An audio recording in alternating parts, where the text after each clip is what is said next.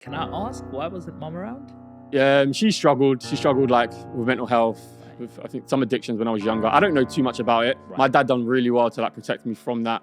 Does it ever make you sad that you missed out?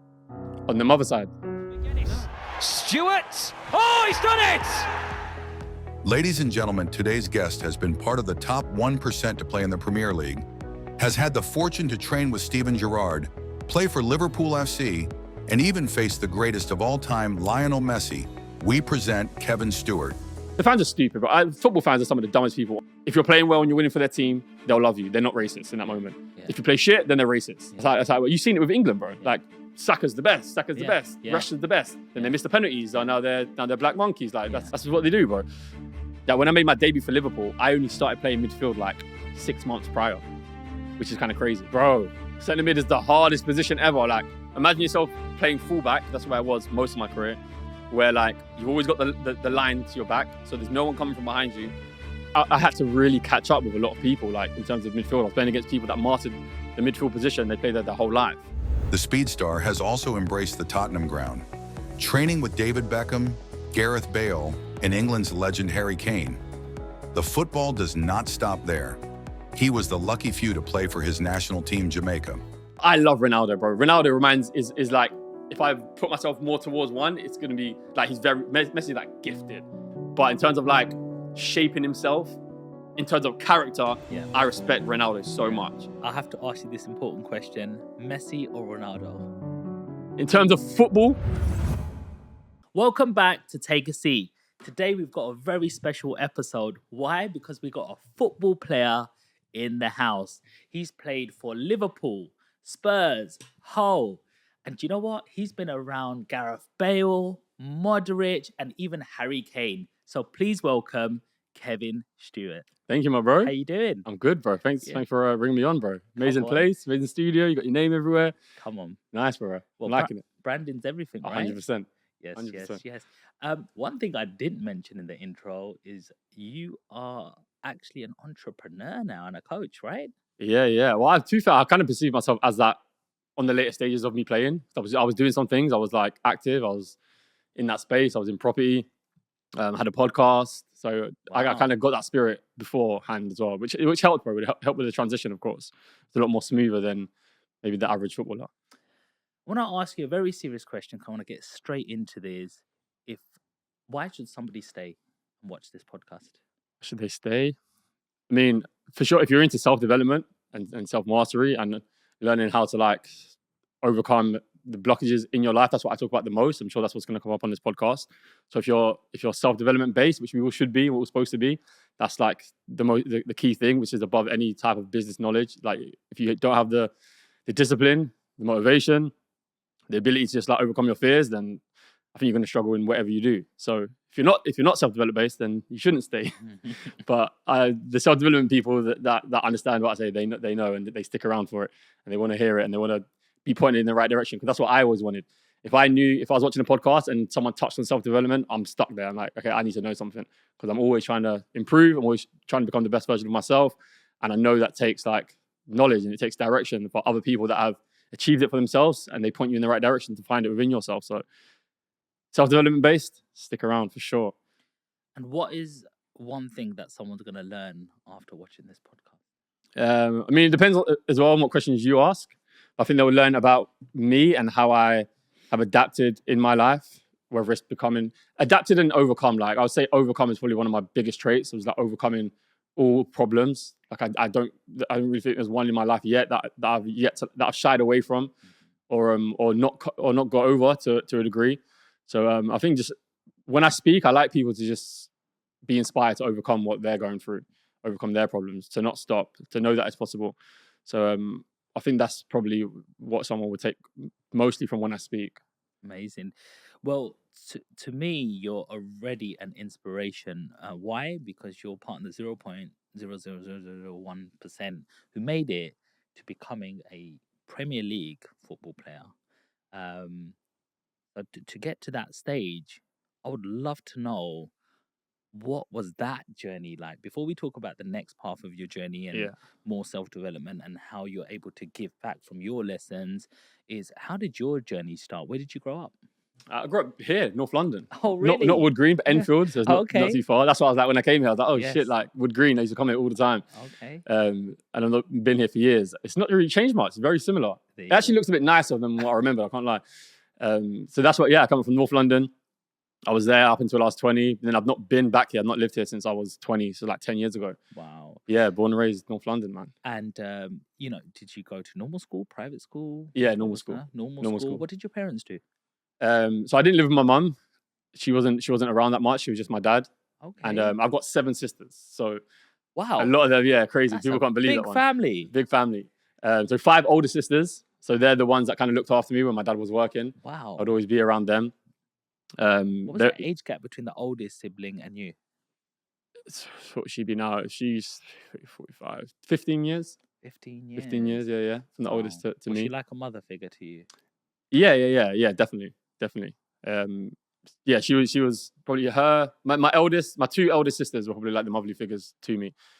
And but they were young, man. They were young themselves at the time. Yeah. So they were just trying to figure things out for themselves. They had their own kids. So it was tough, but my dad done an amazing job. My sister done an amazing job. Yeah. Can I ask why wasn't mum around? She struggled. She struggled like with mental health, Right. with I think some addictions when I was younger. I don't know too much about it. Right. My dad done really well to like protect me from that. Okay. I mean, like, my sisters got affected by it a lot more because they were older. Yeah. And their dads weren't around, so it was hard. They didn't get anyone to be shielded from the troubles that my mum was going through at the time.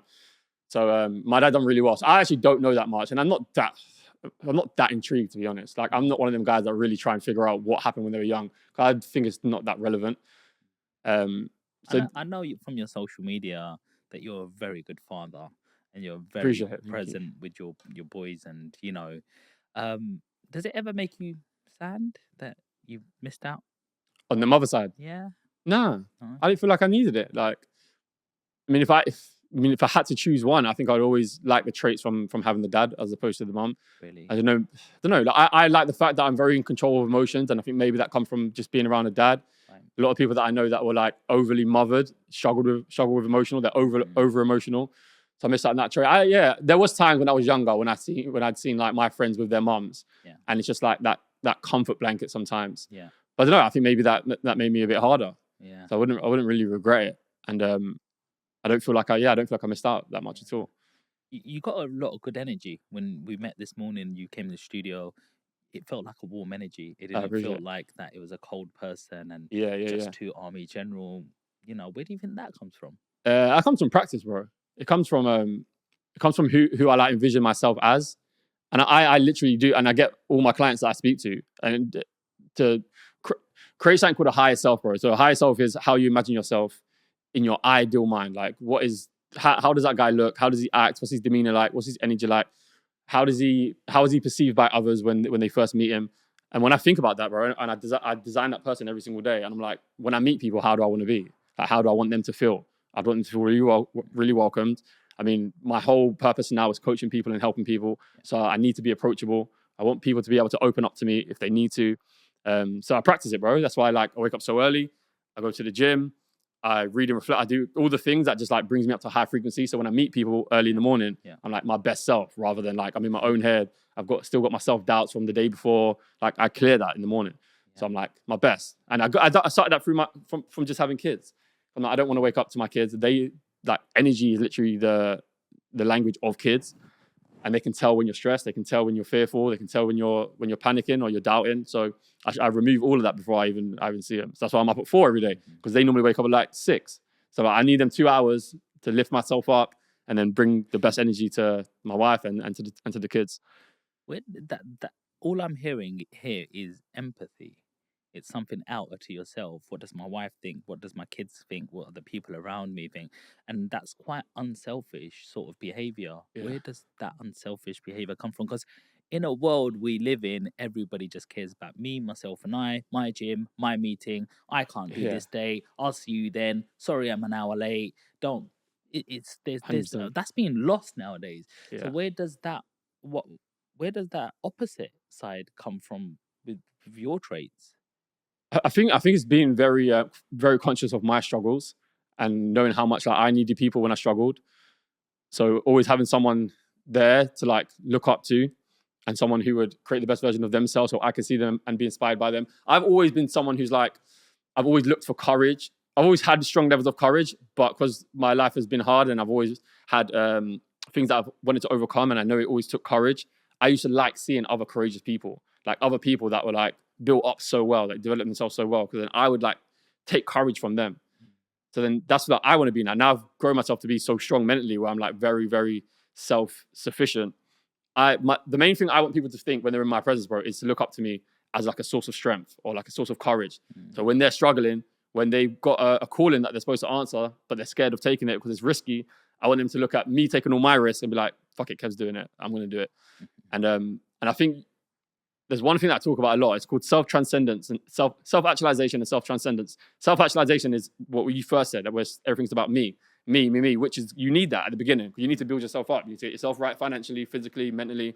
Then once you've hit that, then it's all about self-transcendence, where it's now you live for other people. Everything you do is for other people. You built yourself up. Now your next purpose, your next job is to be your best self for other people. And I literally believe that once you start living for other people, that's when your life actually starts. Like that's when you actually like really develop. That's when you really improve. Why do you believe that? Because it makes you push past your limits more than yourself. Like if I told you to wake up at 4 a.m. every day, and if I told you to wake up at 4 a.m. tomorrow, I said just wake up. For you, just get up. When it hits 4, you're gonna be like, fuck, like this is super early. I'm probably just gonna stay in bed. But if I said to you, if you had to wake up at 4 a.m. because you got to pick up your mom from the airport, like you're not waking up.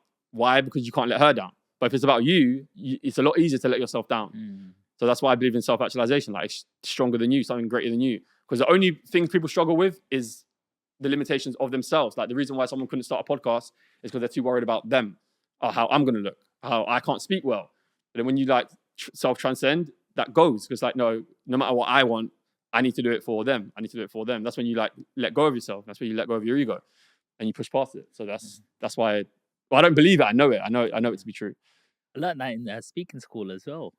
They said, the reason why you're so worried on stage to talk to your audience is because you're caring about how you look, 100%. how you sound, but you have a message and you could help somebody in that audience. 100%.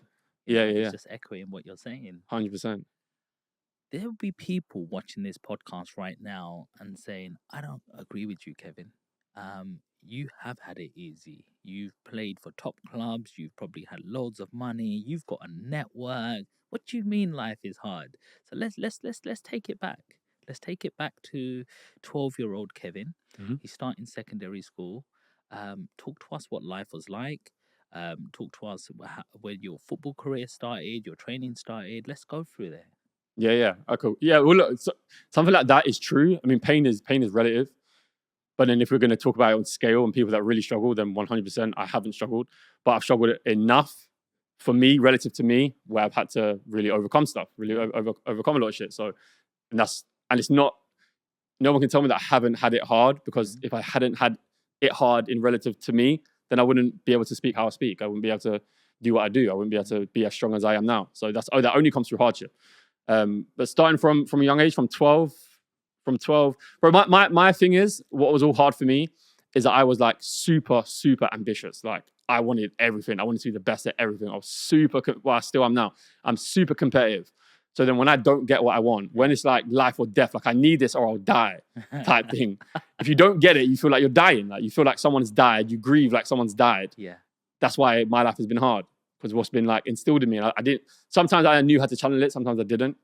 So that's why I talk about self-sabotage now so well, because I understand it so well, because that like level of obsession is a strong level of self-sabotage if it's not channeled properly. So that's why, where my knowledge around that comes from. What did your dad do for work? He was a DJ at night. And as I started getting older, he started coaching. So he built up his own like academy now. So he coaches now as a football coach. Okay. But he was a DJ mostly. Right. So that's why I was always with my sister, because he'd have to go at night and DJ. Okay. So so he used to obviously go stay the nights and the weekends with my sisters. Are you into music because he was a DJ, or Yeah, massively. But like your parents, bro, they used to play certain music and you just be like, what the fuck is this? But now you're just bagging it. Like now you're older, bro. It's the best tunes. You go back to like, Dad, what was that song you used to play that happens all the time, bro? He always laughs at that, like all the time. So I basically listened to the tunes my dad listened to back in the day. When did football become a thing for you in your head? Always, bro. From the age of like 4 or 5, very, very young. Kicking a ball around. Bro, I just remember like just being in the garden, just like continuously just doing tricks, doing skills. Like my dad would buy me like videotapes, like Michael Owen videotapes. Yeah. Michael Owen used to brought out like a video. I can't remember what it's called. Like, it had to be the complete footballer or something. I used to just watch it, go in the garden, watch it, go in the garden. My dad would be trying to work, like trying to like put up a playlist. I'm like, Dad, watch this. Like, I just hit 50 kick-ups. Yeah. That's how it used to be, bro. Little competition. I remember when they brought something out with a leg strap, and then you put the ball into a net and on a string. Yeah. All of that, bro. I had all of that, 100%. And you had one where you put it around the waist. Yeah. And you used to do kick-ups, bro. I had all of that. They were the days, bro. They were the days. Best days, man. 100%. Okay, so, and did you know you was going to become a football player, or had that thought that I'm going to be the best and I want to be, playing professionally? But do you know what was so good about when I was younger? Yeah, I was so innocent, and this is what a lot of people in general and entrepreneurs struggle with, like the obsession. And this is what I lost as I grew up, and I started doing this more. Is like being obsessive about outcomes. Like, I need this. I need to become this. I need to do. I'm only on 2K a month. I need 100K a month. Like, they really shoot so far in the future, and they really don't believe they can even get there right now because they can't. So then they fall and they stop doing the work. But when I was a kid, when I was like 7, 8, 9, 10, 11, 12, like up to like 14, 15, like there was no outcomes, bro. I was always focused on just doing the next thing, like being so in the moment. I just wanted to be the best on the pitch of where I was playing right now. I did not think about being a pro footballer, like playing in stadiums, not once. It was just like, I'm playing here. I want to be better than that guy. I want to learn this skill. I want to become better at this. I want to do this skill that I keep seeing Ronaldinho do. Yeah. Like, it was like very present, very innocent. Yeah. So there was no outcomes. There was no like, I want to be a professional footballer. It was just like, what's the next level? Oh, can I get the furthest I went was like, oh, I want to go to an academy now. I want to play for like Spurs or something. Yeah. That was the furthest I went. And I think that's very important, bro. Who was inspiring you at that stage? Just all footballers. Just footballers. Ronaldinho was a massive one. Yeah. When like the YouTube era started coming out. Yes. He was crazy, bro. Ronaldinho was crazy. And how was you academically at that stage as well? Yeah, I would say just below average. Just below average. I was never really that smart in terms of academically. Anything really. I was okay at English, terrible at maths. Yeah, not very good. Okay. Not very good. And what about in PE? Did you stand out? Yeah, I always called that. Yeah, everything. I was like one of the best when I was like between like 10 and 13. I was one of the best runners in the UK. Really? So I was playing for Spurs and running at the same time. Like, I would leave half-time at a game at Spurs and then go run like a marathon. Wow. Yeah, I went into the newspapers one time. Oh, wow. Because I played for Spurs. I scored like 2 goals. Yeah. Left at half-time and then went and done the marathon. Wow. And come like 3rd in the London Marathon straight after that same day. How many miles was that? No, it's a kids' one. It was like 3 miles or something. Okay. Yeah. Wow. And what? I still hold records, bro. Do you know Enfield Harringay? You ever heard of that? Yeah. The running club. Yeah. I still have records there. I have the 1500 meter record. I had the 8, but I think someone beat that now. But that wasn't my speciality. 15 was my speciality. Okay. So it will still be there now. Is that down to genetics or is that down to your hard work? A bit of both. I would say I was blessed with endurance. Like I always have a lot of endurance. Okay. That's it's something that I obviously had to develop and make it better. But I've always had good endurance and like a very competitive mind. Like I'd rather die than lose. So the combination of that is perfect for like long distance running because I'm just not giving up. I used to literally run, bro. And if it was a hard race and I was really pushing, I'd just be throwing up while I'm running. Literally, bro. Like, run. Swear down, bro. That's what I was known for. People know, this Kevin's throwing up again. Yeah. I'll win the race, but he's throwing up. Oh, mate. Oh, wicked, man. And how do you know what position you want to play in on a football pitch? How does that come about? Bro, you don't. Like for me, it's a good question because that's something I never really knew and I was always changing. Bro, I only found my real position when I was 22. I was already playing for Liverpool. I moved to a midfielder. That when I made my debut for Liverpool, I only started playing midfield like 6 months prior. Wow. Which is kind of crazy. And how much different is centre mid is the hardest position ever. Like, imagine yourself playing fullback. That's where I was most of my career. Where like you've always got the line to your back, so there's no one coming from behind you. And then you go into the middle where you're in the middle of everything. There's players there, everywhere. Like it's mad. Wow. So I was bro. I had to really catch up with a lot of people, like in terms of midfield. I was playing against people that mastered the midfield position. They played there their whole life. So that was super tough. I heard that if you do miss certain crucial years when you're young in football, it's so hard to catch up later on. Oh, bro, yeah. 100%. So I had this guy called Efring Lisk who came on. His name's Dr. Abu. He's a real comedian. He's got 3 million followers and stuff. But he said he started off being a goalkeeper, but because he just missed him 1-2 years, he said that it was so hard that the training just got to a level where he's like, I missed out certain things, and then it just kind of played catch up, or I was the second goalkeeper. How much of that is true? Bro, but you got to think how hyper competitive football is. Like millions of kids like flooding through every single year wanting to be a professional footballer. So if you miss a year, bro, that's death. It's gone. So I mean, it's not impossible. Like I played with a goalkeeper who was when I was playing with him, he was a striker, which is crazy. He's had a very good career. I literally looked at him every day. I was like, bro, I'll just be like, hey, bro, how the fuck did you do that?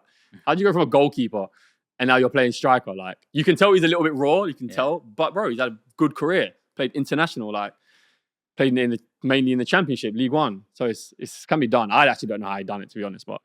Here's a question for you. We're watching football, maybe even international, and we see somebody like take a kick from outside of the box, or it just looks so easy, and then they blast it way like a rugby player, and you go, "What the hell are you being paid for to kick a ball every day in training, getting millions of pounds, and you can't get it on target? Why does that happen, bro?" That's just the same with anything, bro. Like. It's literally the same with anything. It's just, bro, football is hard, bro. Like, you're professional. It doesn't mean like you can just put it in the top bins all the time, or everyone would just be Messi. Like, everyone would just score like fucking 50 goals a season. Yeah. Like, it's hard, but you got to think. People that would say that probably aren't real football fans, and there's so many elements to football, and there's certain things that people do never get wrong that you would get wrong every single time. So that would be like just a certain pass. That would be like a certain tackle. Would be like positional awareness. But bro, scoring is like the hardest thing ever, bro. Like, and as well as you have the pressure of the fans, you have the pressure of the other teammates, you have the pressure of your performance. Like it's like 90% mindset. How do you deal with that pressure? So you're walking out of that tunnel, roaring at fans or even haters that are, I don't know. Did you ever experience any racism? Anyone saying a little bit, not anything major. It was just when I used to play at Millwall. Millwall were the worst, bro. They didn't give a fuck. Like they were just straight up. Yeah. Wow. So I never really suffered anything that bad. I didn't really suffer anything really, to be honest. No, but yeah, a lot of people have. But I just remember a bit at Millwall. That was about it. So, where did it get to a competitive professional stage? Like, what if a little kid's watching this right now and he's 12 or 18 sort of ages, and he's like, what path has Kevin followed? Because I'm trying to become a football player right now, and I want to know if I'm on the right lines. I think I'm good, but I might enter the next stage and then like get out, like, and crush my dream. Like, how do I know I'm good enough? Like, what do I need to be doing, and where do I need to be being seen? Yeah, I mean, you're not. It depends, bro. Like throughout my career, from when I was 12 to 18, there wasn't that many times I felt good enough. I was always like, I'm not good enough. I need to get better. I'm bottom of the group. I need to work my way up. That's how I felt for a lot of my career.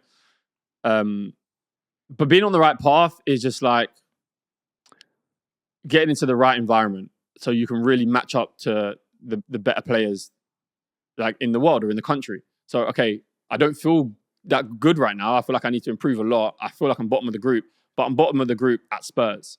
So I know if I work my way to the top of the group through everything that they're teaching me, then I'm going to keep going to the next level. So it's hard. It's going to be very hard if you're not in that top environment.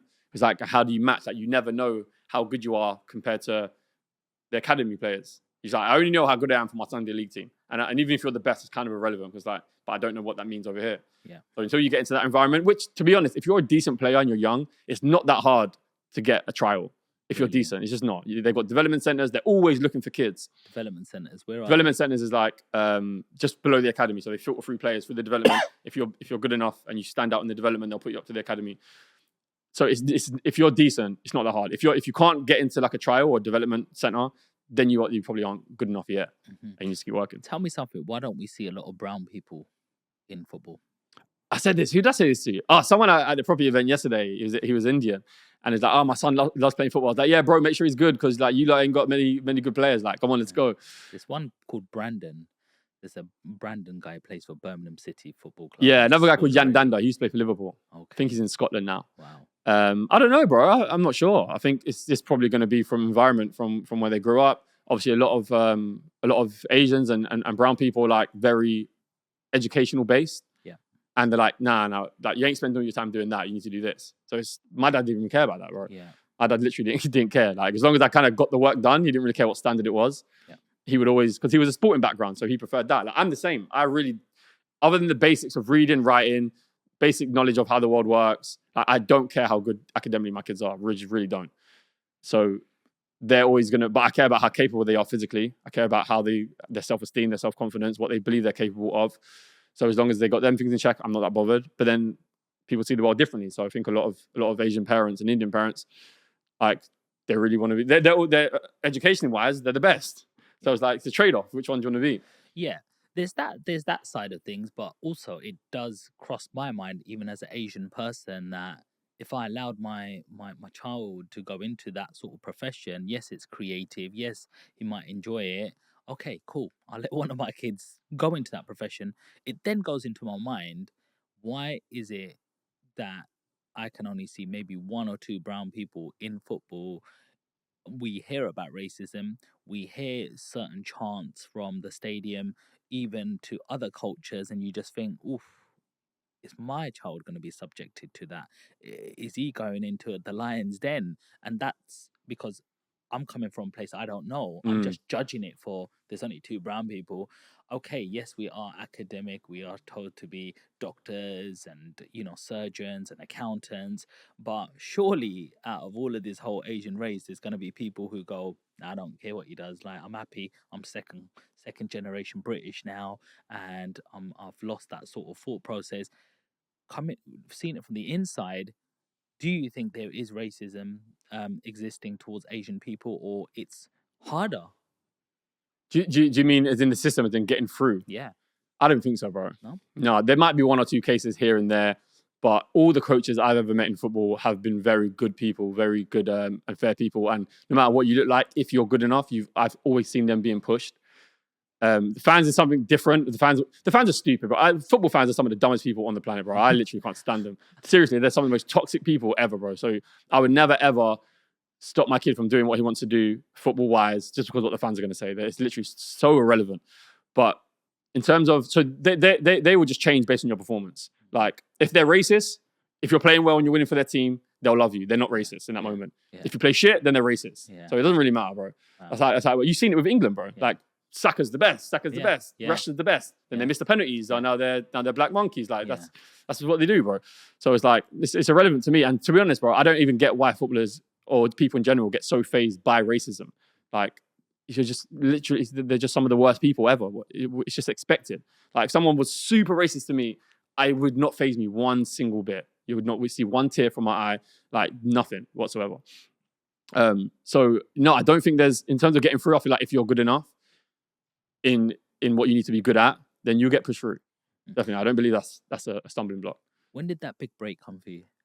When did you say, I have to pinch myself, I've just been called up for this opportunity? When I made my debut for Liverpool. For Liverpool? Yeah. Okay. Yeah. And what came first, Liverpool or Spurs? Spurs. Did you play professionally for Spurs as well? Yeah. I didn't make my professional debut. Okay. I played for them. I played for them in pre-season. I was on the bench for them in like Europa League, but I never stepped on the pitch for like a pro game. Okay. Yeah. I was always in and around the first team. How did that make you feel? What? Not getting on that debut. Bro, Spurs. Yeah. I was pissed. There was some times, but I was so close. Like I was on the bench. I remember it was 4-0 up one time. I'm like, I'm coming on here. Yeah. I literally remember this one. Yeah. It was me. I think it was me and a player called Jake Livermore. Remember Jake Livermore? I'm not sure. No, we was on the bench and it was 4-0 up in the Europa League match. And I was like, bro, I was looking around. I was like, you just got to bring me on, bro. Like, just, it's 4-0 up, like. And then turned back, bro. I was like, okay, I'm coming on. And he put Jake Livermore on. I was like, oh, bro, this guy's played like 100 times already, bro. Just bust me. Let me come on. Yeah. So that was the closest I got. Okay. And how hard was you training at that point? What Bro, was your training regime like from Monday to Sunday? bro, I was at Spurs, bro. Like, asked all the coaches, I was like obsessive, How old was you? obsessed. Well, like being in and around the first team. Yeah. About 18. 18. Yeah, 18 to 20. And what was your training regime like? We want to hear it. Training regime, bro. It's just Monday train.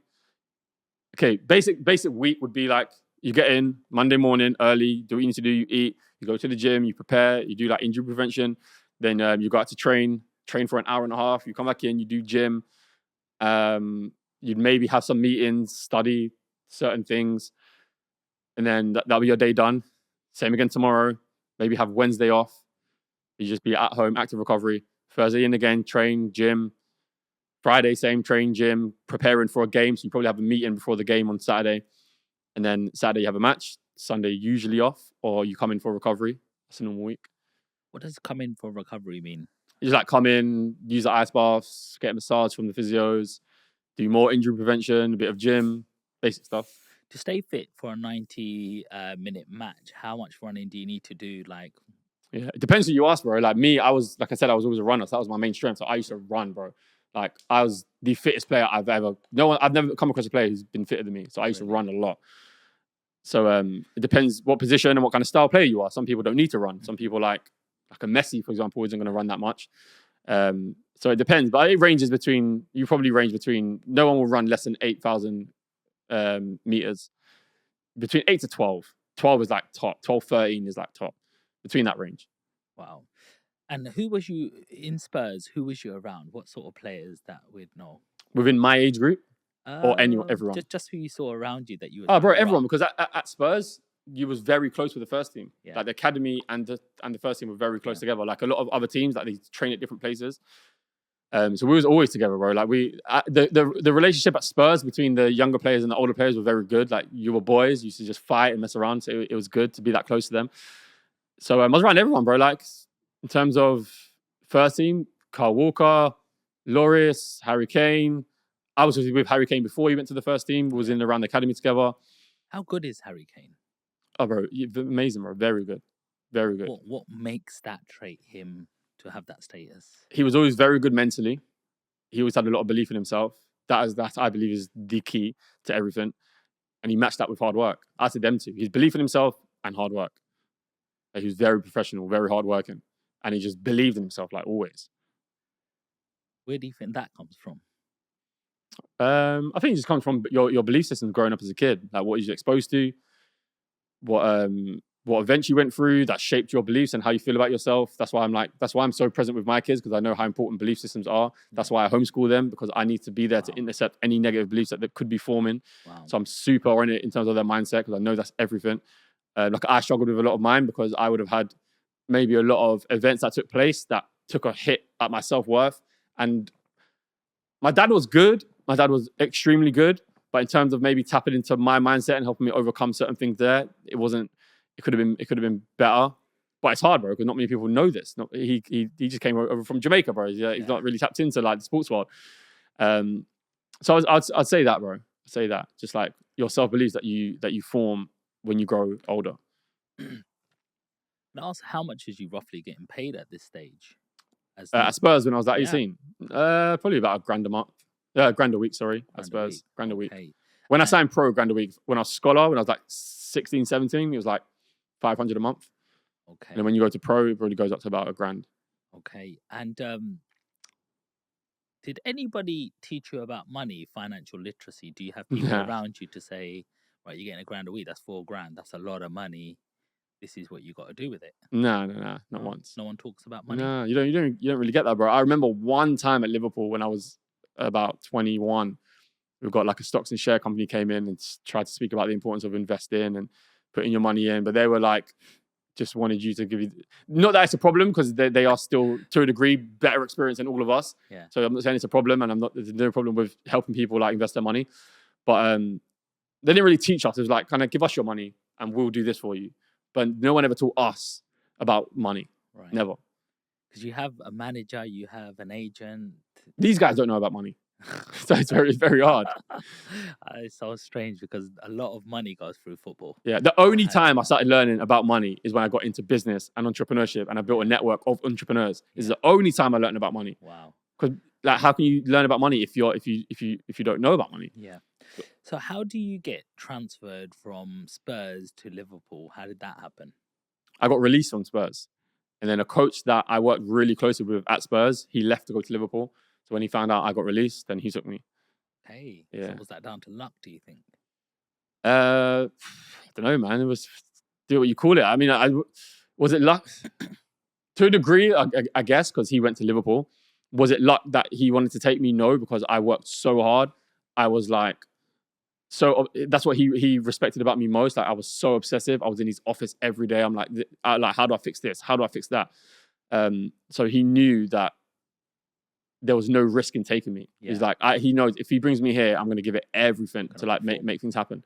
So yeah, maybe a little bit. Your hard work met that opportunity. Yeah, he's seen me go from the bottom of the group to the top Yeah. of the group, Wow. and then go up, and then go from the Yeah. bottom of the group to the top of the group. And he's seen me be in tears many times because the struggle to get to the top of the group was hard. Yeah. So he just had full belief in me. And what's the main difference that you saw in Spurs that was different to Liverpool? So we just see a leaderboard, and that's got a red shirt. Yeah, They've yeah. got a white shirt. You know, they play against each other, and you almost psychologically expect that team to be that team. But the mechanics of it, what's happening in the background? What's the difference in teaching and coaching? And Spurs and Liverpool is very similar. Not much difference at all. really, They're very similar. Yeah. I would say the feel of Liverpool, like the camaraderie, and to a degree of like, it's just a more of a family vibe. Like once you play for Liverpool, you're just kind of accepted into this like sense of family and community. Whereas Spurs maybe runs a little bit. They're both, don't get me wrong, they're both complete businesses, but Spurs ran more as a business. You felt more of like just a player. At Liverpool, you felt it was a bit different. It was like you're really part of something. where does that come from? Do you think it comes from management coming down? Yeah, I'd say management and fan base. Management and fan base, the good ones. Okay. The good fan base. Yeah, so I'd say that. And just like the history around, like you're in Liverpool, the history of Liverpool is crazy. Yeah. Whether it's like the Beatles, whether it's just the club itself, like the history is strong. Yeah, bro. Everyone knows like Liverpool's a strong sense of like of history, where Tottenham isn't really like that. You're in London, but London's not. London and Tottenham isn't like, there's just no real history there, if you know what I mean. Yes. But you're in Liverpool, you're like in it. Like the whole place is Liverpool. Like you don't even see Everton fans, bro. I see like one every now and then. Wow. But it's just everything's Liverpool, all Liverpool. Liverpool. You're a part of that. If you play for the club, you're just a part of that. Oh, wicked. You go into a shop and there's a scouser there. You just know like you're probably going to get looked after the best. Yeah. It's just that's the kind of sense of feel that you get there. It's weird, like you say that, because I always had this. I don't know why. I don't know where it comes from. I always had this imagination of Liverpool skinheads, white, and they're gonna be racist and beat you up. And you go there and like, you're amazing. Yeah. Yeah. What are you looking for? You know, let's go Yeah. down Castle Street. You know. Yeah, like, I had that as a kid, bro. All of that. I had that as a kid. So even when I went to Liverpool, I was a bit like, when I was going to go there and sign, I was a bit like, I loved Liverpool as a club. I didn't have the best ideas of Liverpool in terms of a place and people. Yeah. But then, yeah, bro, when you get there, bro, everywhere you go, you're going to get two ends of the spectrum. You're going to get the amazing people, you're going to get the shitty people. But it's in Liverpool, you do see a lot of the good people a lot more. Like, there are really good people. They're a lot more friendly than people in like London, because they're all like, they all see themselves as each other type thing. Yeah. Where in London, you're just random. You don't really care who that is. You don't see each other as the same. There's no like anything that links you to him. 100%. But in Liverpool, you're all linked to Liverpool. Yeah. So that's where that family feel kind of comes in. And what players were you around at Liverpool? Liverpool was like, Gerrard was a massive one. Yeah. Like, I grew up a Liverpool fan. So I was watching Gerrard, bro, like Champions League final, sat in the front room with my dad, like crazy. And now he's there. Bro. I'm training with him. Like we're passing the ball to each other before a session. What does that do to you? Do you know, it's hard, man, because when I was there, like I'm in my competitive mode. So I was like, you don't want to. As I grew up, I kind of lost the attachment with like Liverpool and all the players that I looked up to, because now I'm in it and I'm training against him. Now I've got to like tackle him. So I wish I could have just relaxed a little bit more in my mind and be like, shit, like even if I was competing against him or tackling him in a session, I'm like, fucking tackling Gerrard. It's crazy. Yeah. I didn't really allow myself to have that Yeah. because I was just like in a competitive state. But there were times, bro, where I'll just see him. I'm like, fuck, that's crazy. And I'll see him like taking free kicks after. I'm like, that's mad. So, what's it like seeing Gerrard play, like behind the scenes? Like, what is his work ethic like? We know him as some top player, bit aggressive. Yeah, You know, really headstrong and diving in like all heart and everything. What's it like behind the scenes? Just similar, man. Like around the place, very relaxed. Like he never walked around like this, like how he was on the pitch, is like fucking acting like this crazy captain. He just with loud voices, very chilled, very chilled. Just like when you get to that level, bro, when he gets a bit older and he's like kind of on top of the game, everything just when you watch him, everything just looks easy, like effortless. Like you see him ping the ball and he's just like hitting every blade of grass, and everything just looks amazing, bro. I remember when I was at Spurs, and Beckham came to train at Spurs. I don't actually know why he was there. But he came to train and do a bit of physio at Spurs. And I remember all the players, bro, all the first team players were like sat down in the physio room. He was like doing like two-touch with the physios. And all the players was watching him like this. Watching Beckham do it. Like everyone just looked effortless. Like obviously his style and his hair, everything just looked sick. Everyone was just watching him. And it's the similar thing with Gerrard. Because you've been watching these people on TV like consistently do crazy stuff. Now you're seeing it in real life under the level of like competition. And it just looks sick. When you see Beckham, did Beckham get lucky or is he just work hard? Because Beckham got really famous when he took that from the halfway line and he just kicked the ball and it just went straight over and straight in. Was it just a guy who just really practiced his free kicks and got them on target and perfected that one thing, and then was okay as a football player passing it around, but always was the free kick guy getting on target, or is he a full package? You got to think about how life works. Like you get continuous opportunities in your life, always, no matter who you are. You get different forms of opportunities every single day in your life. Is how well prepared are you for those opportunities? So if Beckham wasn't good at free kicks, and if he couldn't score a free kick 8 times out of 10, then he would have got the free kick and he would have missed, and everything would have been different. Yes. But he's always prepared for it. So when the opportunity comes, which it always will, when you're putting yourself in the right place, then are you ready for it? Like, when you got lucky if you're super bad at free kicks and then you just manage to just really hit one, and you're in your head, you're like, how the fuck did I do that? Maybe it's luck. I don't know. I don't really believe in luck, bro. I believe in just opportunity meets preparation, and you're constantly you don't know about the opportunities that you've missed because you're not prepared. So that's not unlucky. You wasn't prepared. What's the biggest thing you learned in Liverpool? Biggest thing I learned about football, about life, about football. Biggest thing I learned.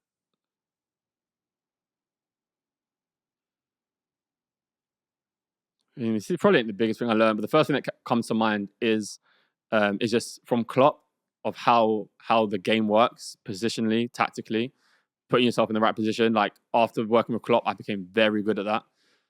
And then when I left and went to other clubs, I always was a lot more tactically aware of the game and how it worked. I was very good at anticipating the game from that. How many games did you play with Liverpool? 20. 20. Yeah. Okay. And what was the pay like difference?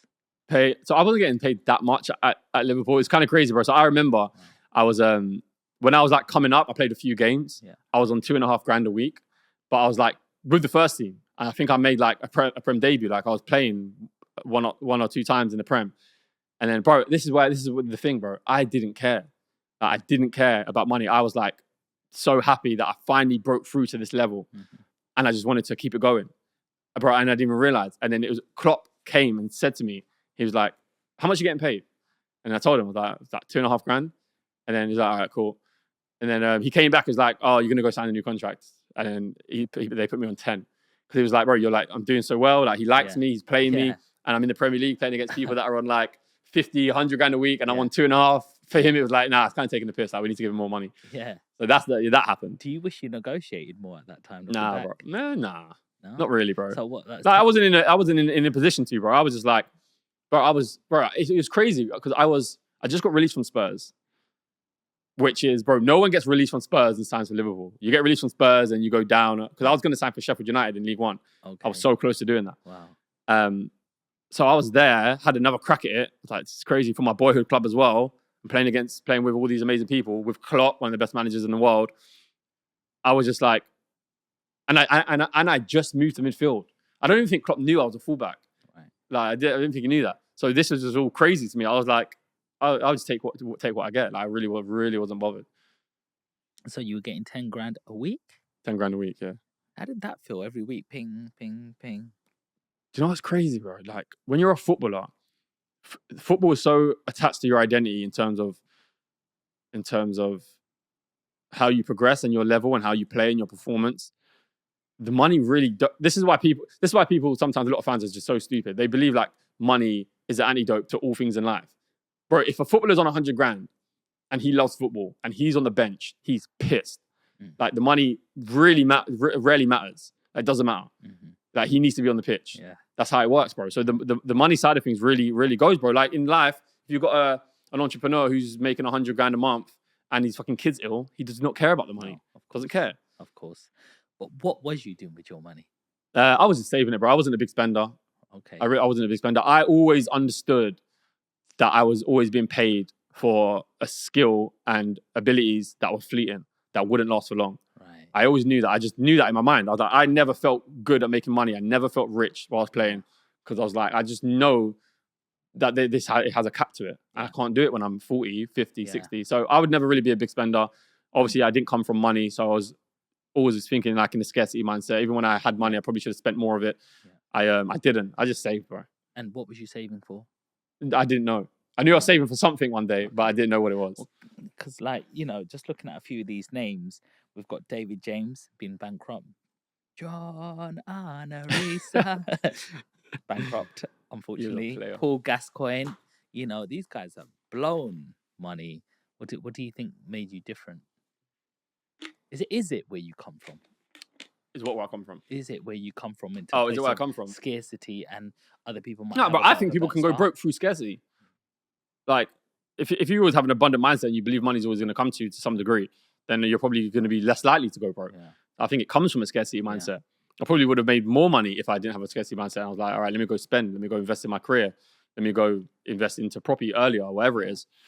But yeah, I mean, I didn't really do that because I didn't know how. Mm-hmm. Robbie Fowler did really well, though. He's killed it. Massive. Killed it, bro. He went crazy. They got a chant. What's the chant? It's like, we all... No, fuck. I don't know the room of it, but basically they all say that we all live in Robbie Fowler's house. I can't remember what the chant is and how it goes, but it's jokes. Yeah, he killed it. He killed it. I spoke to him about that one time, actually. Yeah. Like, he set up a little academy as well, and I went to it a few times. Wow. To try and get some knowledge. Yeah, he killed it, bro. He just bought every fucking terrace house in Liverpool, bro. Wow. What was your biggest purchase? Like, so when was that time that you first took out that money, what you've been saving?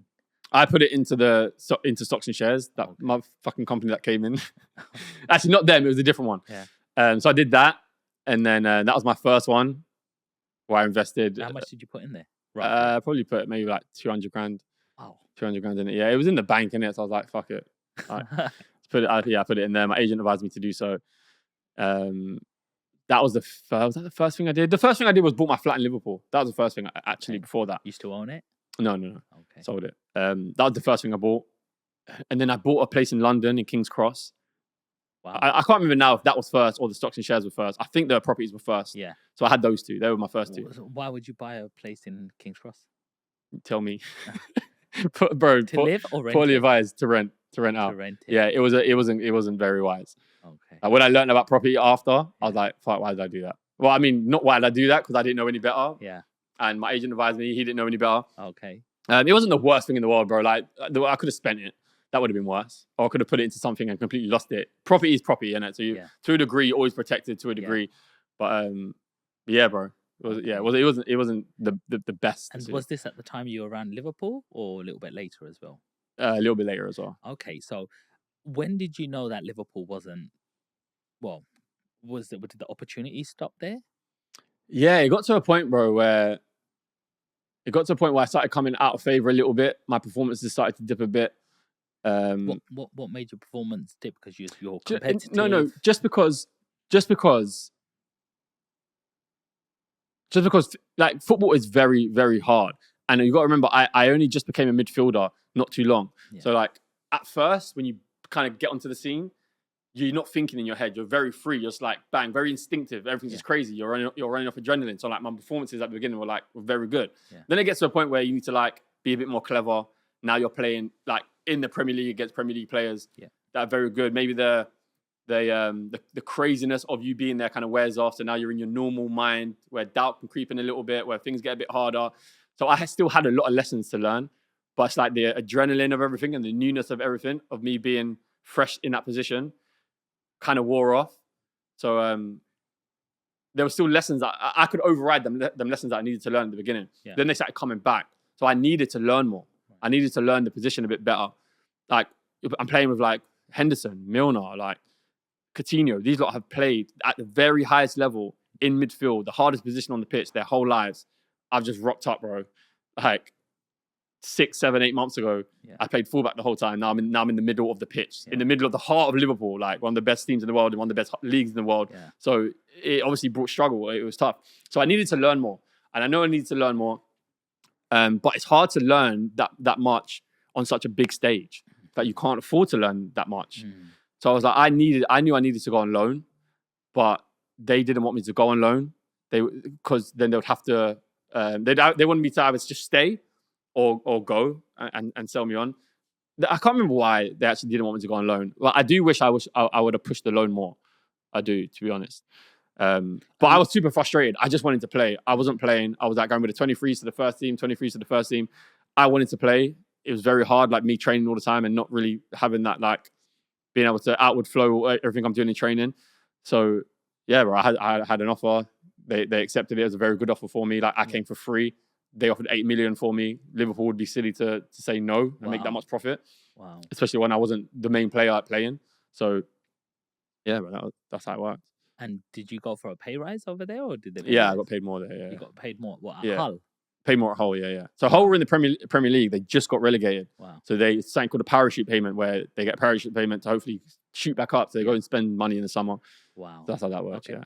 Talk to me a little bit about the management. So you said, you had a world-class manager, Klopp, there. What was his style like? What makes a good manager? I think one of the best things about Klopp is that he had a big character. A lot of managers struggle because their character is smaller than the players, so they just get overpowered.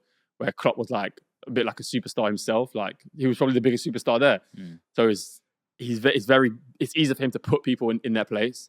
Like if the player feels like they're bigger than the manager, and they feel like they can, if they play a game of chicken, the manager's gonna crumble first. Then it's very hard for the manager.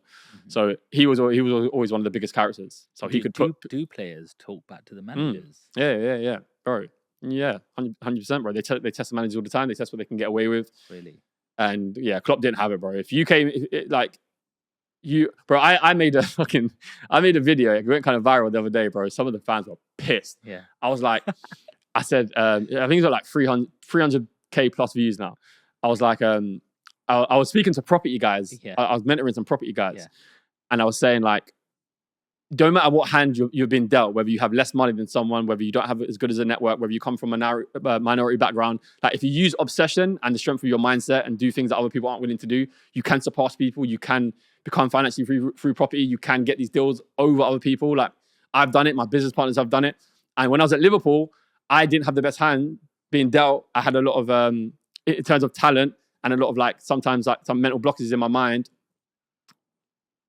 I use obsession and mindset to beat people, to surpass people in the Liverpool squad. Yeah. And then they were like, you didn't surpass no one in the Liverpool squad. Like, what the fuck are you talking about? You only played 11 games. You didn't do this. You didn't do that. I'm like, bro, how stupid are you? So you really think there was no one else lined up to play for Liverpool? Like, I didn't have to go past anybody. To make one debut for Liverpool, you don't think I had to beat another 20 people that were lining up to play? Like, they're so stupid, bro. So... yeah, I don't know what relevance that had to that point. I've lost the question now, but it had some sort of relevance to what you just asked me. Yes, the manager, how big is he? Oh, right, okay, yeah, that's how I went. So when Klopp came in, he was ruthless. Like, if you couldn't do this, you're gone. Like, bye. If you're not fit enough, if you don't have this mindset, if you're not doing this, bye. Like, he don't care who was there. Like, there was Balotelli, one of the best players. Like, Balotelli's crazy talent, but we all know Balotelli. He can be very lethargic and like go at his own pace and do shit his way. Then he like to a degree like, nah, I don't care like what level you're at if you can't do this. Or he had very, very good a few like young Spanish players that were talent crazy, but maybe they couldn't run, maybe they weren't that hard working. And he was like, bye. He would put through players that were less talented, but had that drive. And that was me. So that's what I mean in that video. Like, I had to surpass really very, very good. They think I'm talking about surpassing like Coutinho, bro. Obviously, use your brain, bro. But there was like very good, talented players. I remember they had a lot of like very good young Spanish players that, like, if you looked at them, looked at me in terms of like how they move with the ball, you're like, fuck, like, there's a big difference. But bro, I was just driving every day. I would like fight them. I'd be so ugly to play against. And that's what he loved. Yeah. So that's how I surpassed some of these players and then end up making a debut. What are we talking about? But I didn't surpass anybody. Apparently, I just got gifted. There was no one there like, Kev, do you want to play for Liverpool? Like, no one else is lined up. Do you want to go play? I'm like, yeah, let's do it. Like, bro. Do you know what this is reminding me of that image where you see that mountain and then you see the water and you see the subconscious. And all of that you had to beat, and all they see is that little bit of surface. Yeah. But they don't know. The crazy thing is they don't even see that. Apparently, I had a failed career. Like, I didn't make it for Liverpool. Someone said to me, I don't even remember the games you played. I was like, oh, fuck, yeah, it must not happen then. Shit. So figure out my imagination. Yeah. Like, crazy. While we're talking about big players, I have to ask you this important question. Messi or Ronaldo? In terms of football? Yeah. Messi. But I love Ronaldo, bro. Ronaldo is like, if I put myself more towards one, it's going to be like, Messi's like gifted. Yeah. That's just what I just look at and say, fuck, you're gifted. Doesn't mean he's not a hard worker, because he's absolutely a hard worker. I've seen some of the clips when he was younger. He used to take a fucking beating, bro. Yeah. So he has that as well. But in terms of like shaping himself, like intentionally shaping himself, I know Ronaldo wasn't good at that, and he made himself good at that. I know he struggled with that, made himself good at that. So in terms of character, I respect Ronaldo so much. And but football-wise, bro, I've Messi's better. What does gifted mean?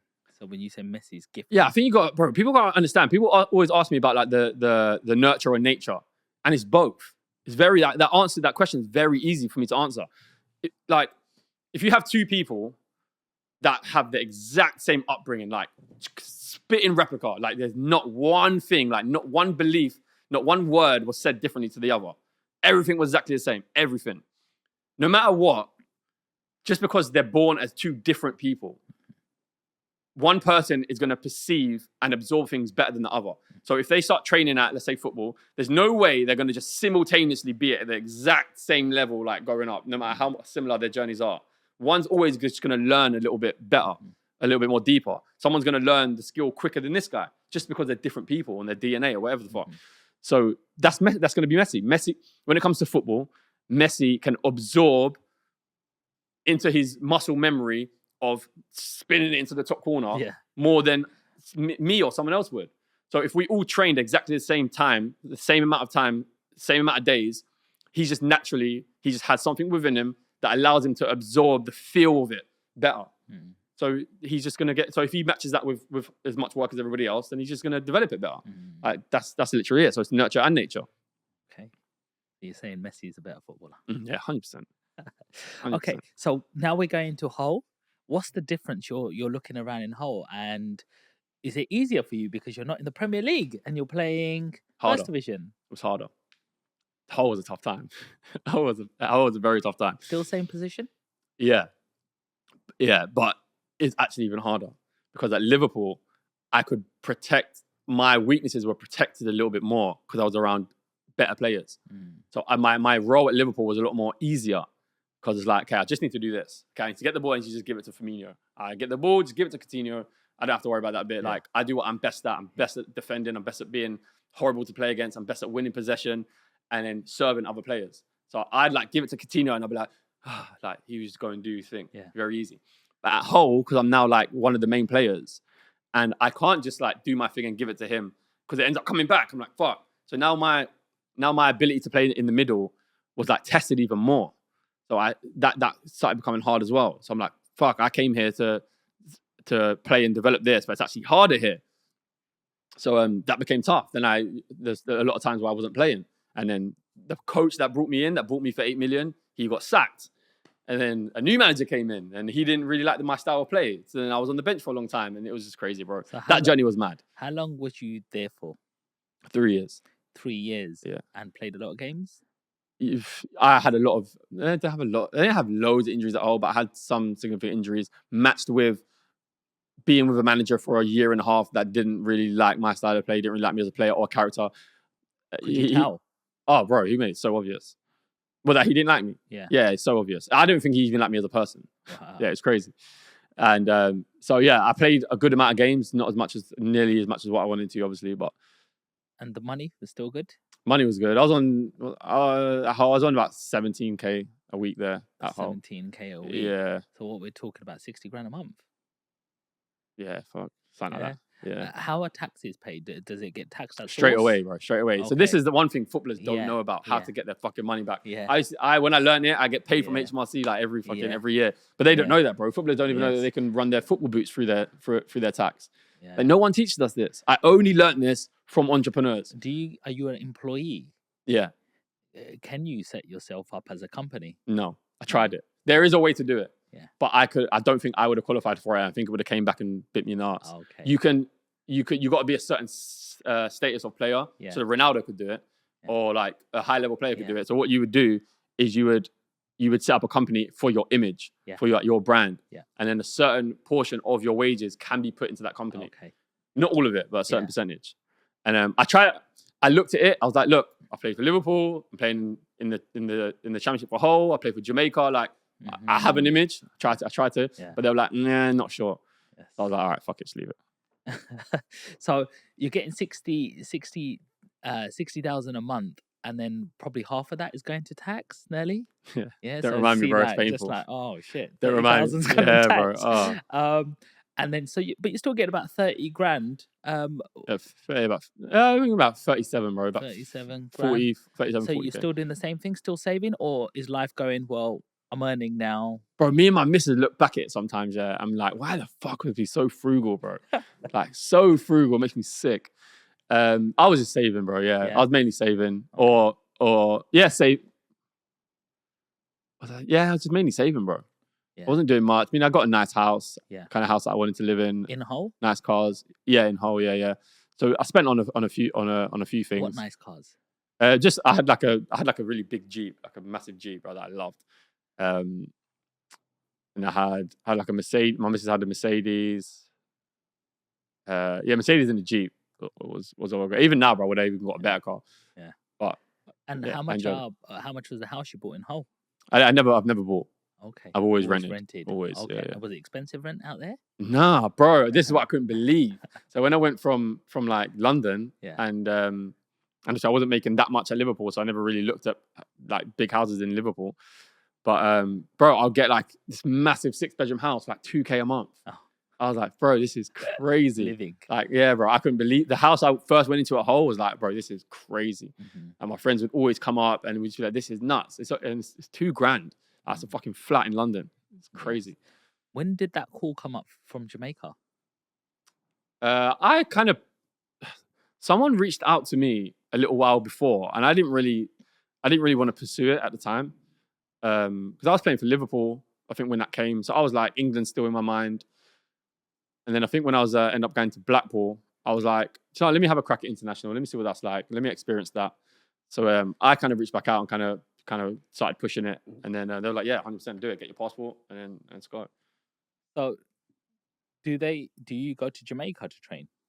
Yeah. What's that like? Good, bro. Like I'm Jamaican, innit? My dad's Jamaican. Yeah. And so all of his stories are always about Jamaica, but I'd never been. We could never really afford to go. What's Jamaica like? Bro, it's nice. It's sick, bro. I love Jamaica. I need to go back there. You hear about Kingston, people got guns. Yeah, no, it's rough. Shut up. It's like London, bro. There's amazing places in London. There's really shitty places in London and dangerous places. So there is that. It's more dangerous than London, right?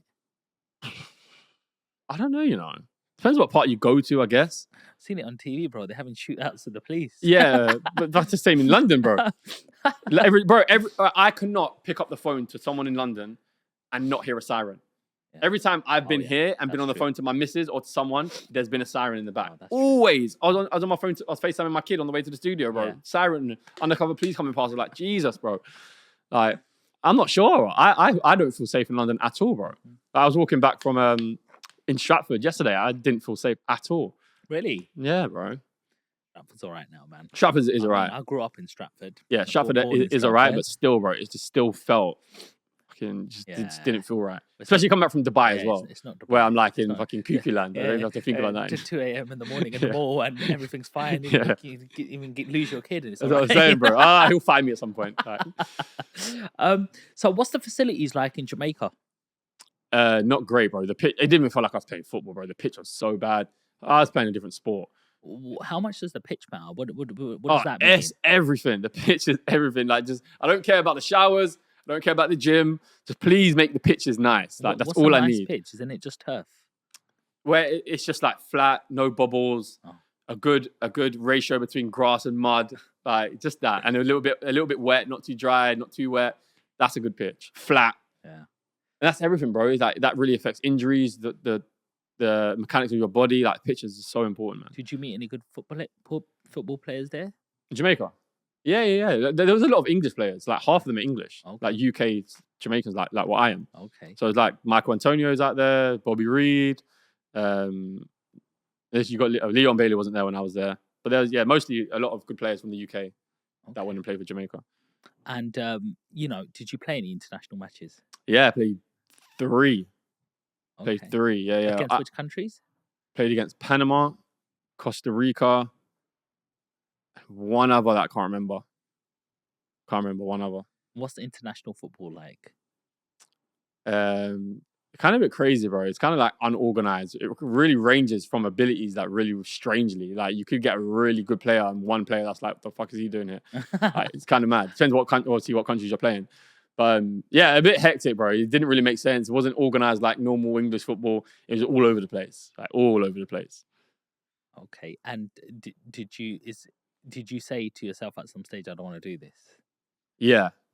So they called me back up a few times. Yeah. But I was really struggling with injuries at this point. Right. And the facilities there wasn't very good. Yeah. The physio is not very good. Yeah. The pitches are very bad. So I didn't want to take the risk of going back there. I was like, no, I need to get myself right for my club first and to get back playing. Do you get paid? Yeah. Jamaica's very unorganized. Like, there's a lot of conflict between like the players and the club, because sometimes they won't pay you or they pay you very late. And it's just the organization of it is not very good. I think it's definitely getting better now. I can see like I'm still in the Jamaica chat now. The players, it seems like it's getting better. Nice. But you do get paid sometimes. So you went back up. You was in Hull at this stage. You stayed there for 3 years. No, when I played for Jamaica, I was at Blackpool. Okay. But just rewinding it back, so you was at Hull before Blackpool, right? Yeah. Okay. And what did you learn at Hull that was different to Liverpool and Spurs? I learned a lot about myself at Hull.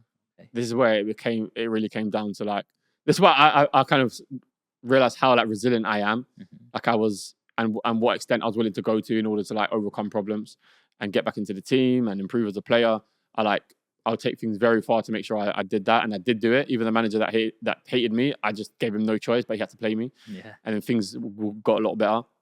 So I learned a lot about myself and a lot about overcoming problems, overcoming obstacles. I learned a lot about mindset and self-mastery and self-belief and how our brains and mind work, which is like imperative to what I do now. Mm-hmm. Do you mature as a football player as well? Yeah, So definitely. from 18 to like 24, like, are you a different player? Yeah, 100%. What's the main 100%. I difference? think you can just calm down in your mind a little bit. Right. Like, you're not as fearful when you play. You're not as worried. You just know how it goes. You know how your mind works. You know that, just how to just relax and bring your best performance out. When you're younger, you can get in your head a lot because you're so like in awe of the place. Like, shit, this is crazy. Or I'm young and I want to try and impress. But when you get older, you stop caring so much about little things that don't really matter. So you just mature and you just relax a little bit more. And in this time, have you made any more investments? From when I was at Hull. Yeah.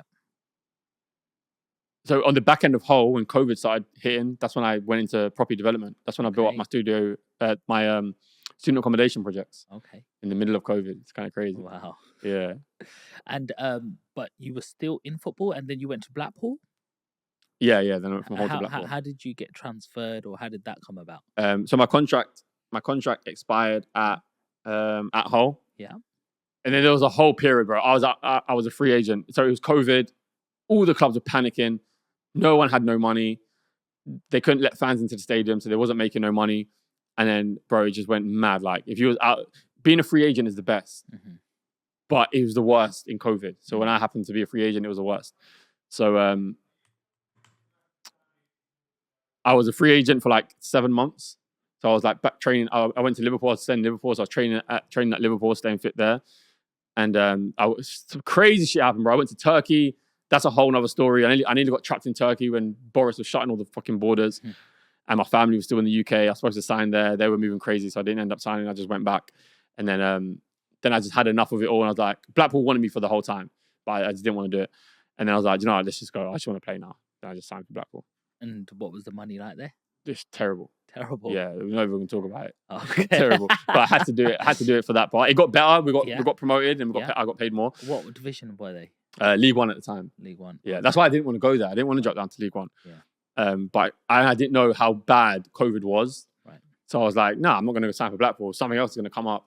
And it was just very, very hard. Very hard. Okay. And what was it like actually playing there though? I enjoyed it. I did enjoy playing for Blackpool. I had a manager there that I knew from Liverpool. He was a young manager. He was a manager for the younger teams in Liverpool.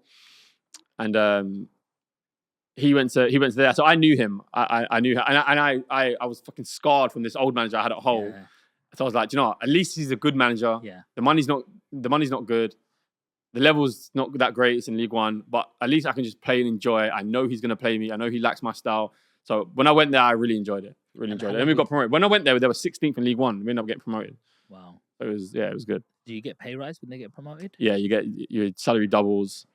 And the club get money as well. So they can obviously invest into it. Like when I got there, bro, they didn't even have a fucking gym. Wow. I was like, oh God. But then they started reinvesting. They started investing more into players. They started investing into a gym. So they had like a really good gym at that point. Is it harder to play in the worse divisions and smaller clubs than the bigger ones? Yeah, I think it's harder. Like my times were harder at the lower level clubs than playing for Liverpool. Like it was harder. It does look like that on TV when you see your top teams. They just make everything look effortless, lovely passes. Yeah, you know.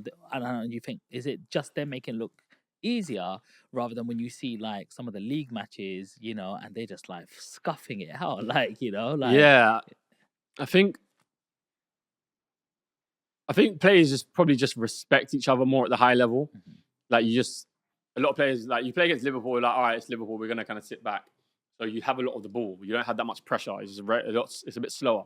But when you're in the Championship and everyone's just super ambitious, no one gives a fuck who you are, and they just want to get to the Premier League, it's just chaos. They go and press and attack everybody. Like that's why I'm always like, whoever gets relegated from the Prem, like it's going to be a tough time for you because when they come to your stadium, they're going to see you as a club that just came back from the Prem, and they're going to be like after you like crazy. So it's always tough for teams and players that come down from the Prem to the Champ. A lot of players will say the Champ's harder because it is mostly. So how long did you stay at Blackpool for? 3 years there as well. 3 years as well. 3 years. Okay. And when did that decision and that thought process of I'm leaving football? Yeah, it was so, bro. At Blackpool, I went for a crazy spell of injuries, like unfathomable. This is where I really feel like it kind of left me no choice, and it kind of like put me on this path to where I am now. To where I am now is like, you know, like you're needed somewhere else. You're supposed to do this now. What sort of injuries did you get? I had reoccurring metatarsal injuries. I had like a hairline fracture in my metatarsal, and it just stopped healing. It just wouldn't heal. So that kept me out for a long time. Had to have surgery. Then when I was coming back from that, one of the strangest injuries ever. Like I'm a runner, very good at running. Never have any muscle problems really ever, especially not in my calves. And my calves just kept ripping over and over and over again. Bro, I couldn't run. I couldn't run from this wall to that wall like a couple times without it going. Like it was crazy to me. I'd never even had a cramp in my calf. So to not be able to run due to my calf, like I couldn't even believe it. I was like, what is going on? And that went on, bro, for about a year. So I ended up being out for a year and a half. And what happens when you're at a club and they're going, oh, this guy is a liability. He's got an injury and he can't even play and we're paying him. Is it like that? So this is why it was crazy, bro. Because at Blackpool, it was crazy. Yeah, it's like that. One, I'm like, yeah, but your facilities are shit. So stop talking to me about injuries because you ain't even got fucking physios that can fix me. So like, let's not do that. And then you would even get people, seriously, because I had a career outside of football. I was developing in property, and I would post about it. I'd be active about it because I wanted footballers to see what I was doing. I wanted everyone to see what I was doing. Like, okay, this is what you can do. So I was posting about it, bro. These people, fans especially, was giving me a lot of shit. They were basically saying I was getting injured on purpose, so I didn't have to play, so I could just get paid and fund a property development career. Like they fully believed that. Wow. They fully believed I faked my injuries. Wow. That's crazy. And I even think to a degree, some people in my club thought that as well. Like the chief exec said some shit like that. I had to check him quick. I was like, bro, you know, like I'm the hardest working player that you've ever even seen here. So I don't know what you're talking about and why you believe that I would be injured on purpose. Like I can't fake scam results. Like, what do you think? I broke into the hospital and edited the scam results? Like, how did people know you were in property development? I was just posting about it. Oh, okay. Yeah, I was posting about it. All So, right. but that's the thing about social media, bro. Like, I would be spending 90% of my day trying to recover from an injury, and I'll spend 10% of my day posting about property, not building property. I wasn't a bricklayer. I was just posting about it. So they would see that and think that 100% of my time was 90% of my time was property, and 10% was trying to get fit. Whereas they're the complete opposite. That's why you always see me refer to football fans as stupid. Yeah. So tell me more about this new journey that so you got into property development. And so you bought a property in Liverpool, bought one in King's Cross. Then once you started seeing them investments, what spurred on the property journey? Like, what did you see? What did you feel? What did you know you want to do next? Bro, do you know what it was? So remember I was getting paid good, bro. I was like, what, like 60, 70 grand a month before tax. But I was still frugal as hell, yeah. So I remember just getting loads of fines come to my door, like speeding fines, parking fines. And I was already getting taxed half my money. So I was just super pissed at the system. I was like, this is bullshit. I remember getting super angry. I remember just venting to my missus one time in the living room. I was like, this is when I started learning about tax. So I was like, there's got to be a way that I can start getting some money back from these people. Like, they can't just keep taking all my money. I just remember being so pissed. And I was like, do you know what? I'm going to learn about tax. I'd heard something about tax, about like getting tax rebates. Like, I just heard about it. I was like, cool, I'm going to look into that. So I went on YouTube, started learning about tax, came across Samuel Leeds. Shout out to Samuel Leeds. And then, do you know Samuel Leeds? You met him? Yeah, well, he's come on already. Yeah, He's been on the podcast. Yeah, Perfect. Yeah. He was one of the first 10. He messaged me. It was one of them mornings. I was like, yeah, I'm on for just 3 months. I was on social media, and it was a blue tick, verified, Samuel Leeds, and he goes, love the hustle, keep it up. And I was like, thank you. When you coming on the podcast? And he goes, what podcast? I could not believe he replied. And he goes, just come to my house. Yeah, Samuel's the guy, bro. He said, just come to my house and we'll film it. Yeah. And, you know, so I was like, do you know what? I got to give Samuel that, because he didn't have to do that. He was already somebody I was new on social. Bro, he was the first one on my podcast when I started the podcast. Like, he's very supportive, bro. Like, I love that guy. Like, and I'll give you a reason why, when I really started liking him the most and really trusting him. I'll tell you about it a little bit later down the line. But so I started watching him on YouTube. So when I typed in tax, he came up talking about property tax. So I was like, okay, that's interesting. And then I just love the energy. I love the way he broke things down. I love the way how he made it so simple for the average person who knows nothing about tax or property. So then I was like, fuck, I'm going to start learning about property. Then I went down that rabbit hole. I watched like all of his videos. And then started spurring on for there. Then you get the rich dad, poor dad. You start going down the traditional route.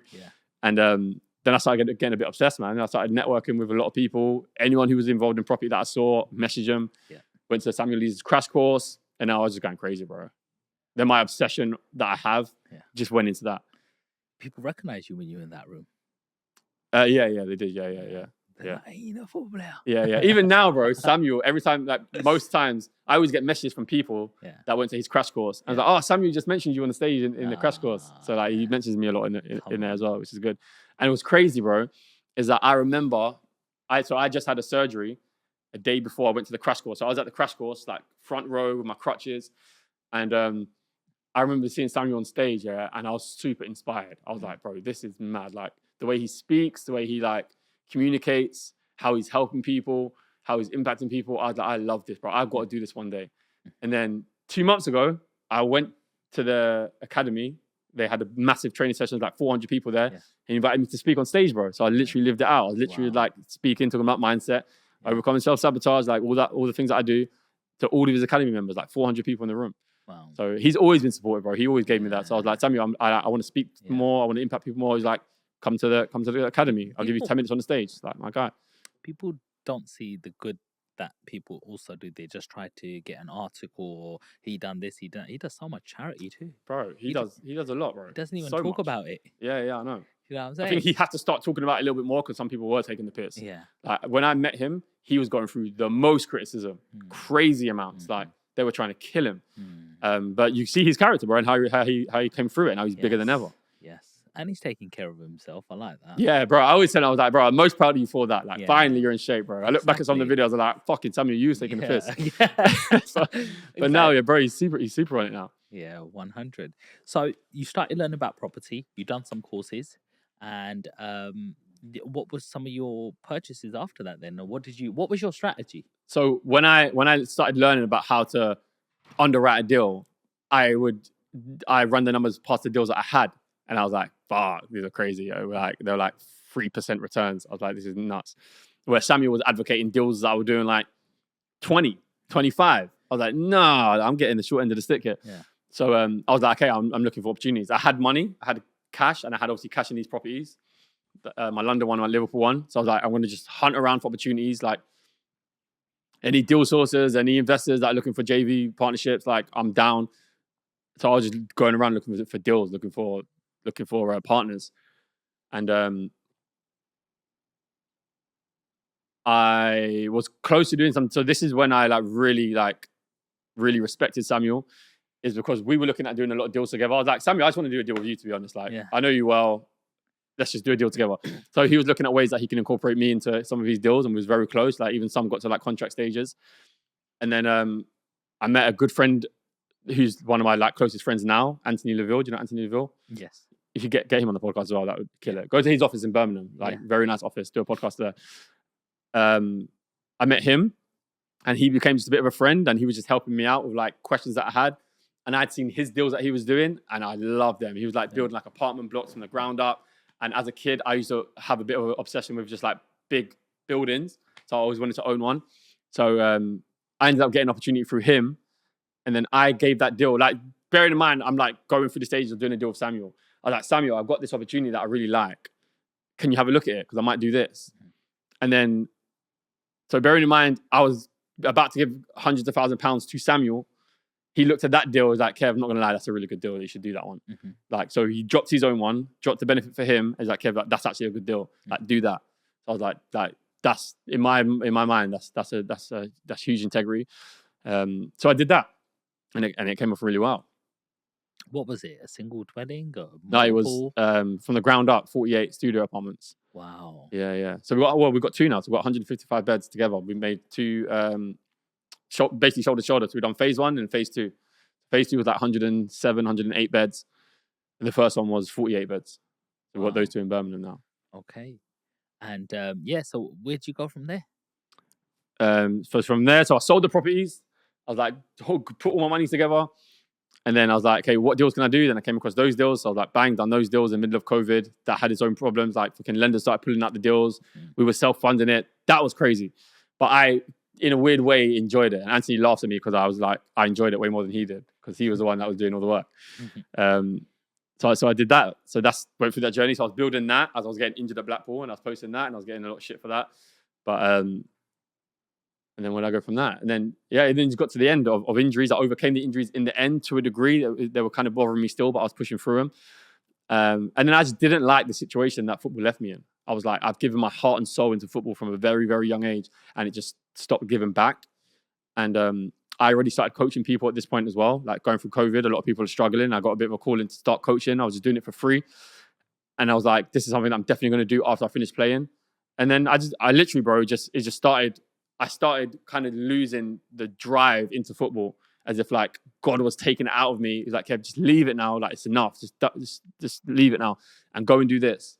So I was like, I just listened and I just did it. And I moved to Dubai and started coaching. What made you move to Dubai?